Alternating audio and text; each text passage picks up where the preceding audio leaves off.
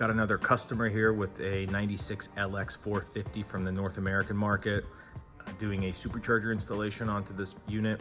And I just wanted to go over one topic that is covered on the forums, but not really any videos made about it. It's the cooling system associated with the fan clutch.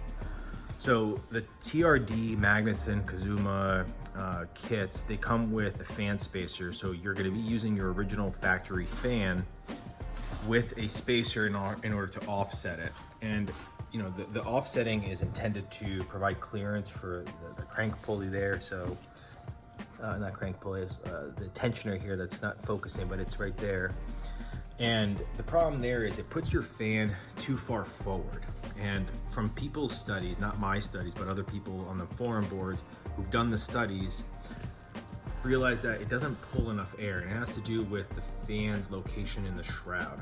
So this one, I worked with the customer and we opted in for the orange fan clutch, which comes from the diesel market, but it doesn't directly fit on. I mean, the bolt pattern lines up, but it doesn't bolt on because there is a nipple that sticks out of the water pump. So the water pump is there. You know, you got the pulley here for the belts, and then on there sits the fan clutch. So you would have a orange or a blue one from the factory, a different color, not an orange one.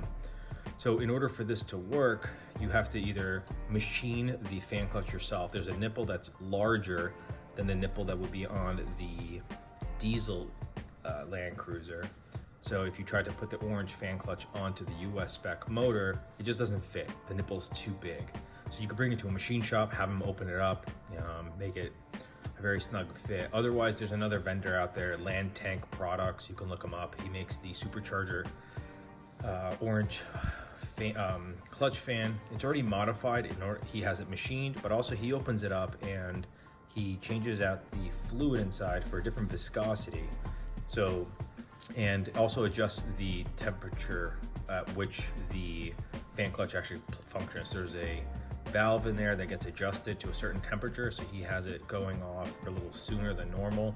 And that way, the higher viscosity, the earlier temperature, you get the cooling that you need. But the more important part, even if you didn't change the cooling, but you just did you didn't change the viscosity of the fluid, but all you did was get it installed. So you had it machined and you installed it. What you end up with is proper spacing of the fan. As you can see in this shot here, try not to ruin the focus, but the fan protrudes out of the shroud.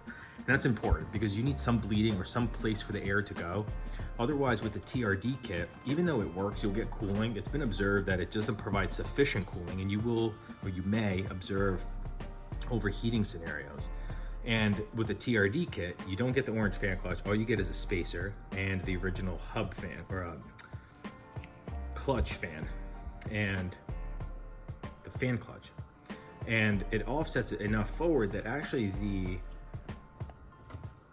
fan itself is buried into the shroud. And the problem with that is, again, you're not getting enough airflow because the air either creates too much turbulence in the shroud, or it doesn't bleed it off enough. With the protrusion here correctly spaced, it essentially puts the fan back into position that it would have been before the supercharger was installed.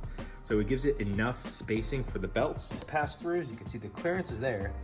On this one, you may be looking at 3/4, 7/8 of an inch. So it's sufficient spacing, but also the fan is spaced. And once you install this the orange fan clutch, you get a louder roar. The cooling is substantial. You can feel it pulling through the motor.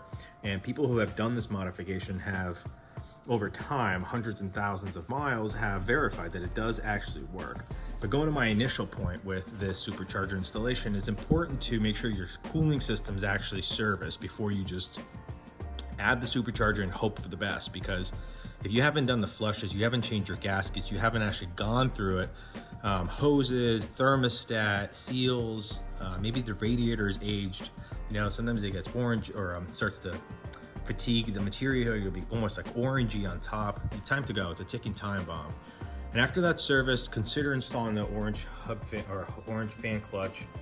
I don't think it's absolutely necessary, especially if you're going into the winter months, but I think it's a crucial upgrade for the supercharger for longevity of the motor, especially like this customer. If you have done all the engine work, this motor was fully rebuilt. It's only got a few thousand miles on it. It's very important to do these upgrades thinking ahead. Hey, I may do some towing, or I may be in the high heat somewhere. I don't want this to happen. So just wanted to point that out. I haven't seen any videos on it for anybody looking to do these installations.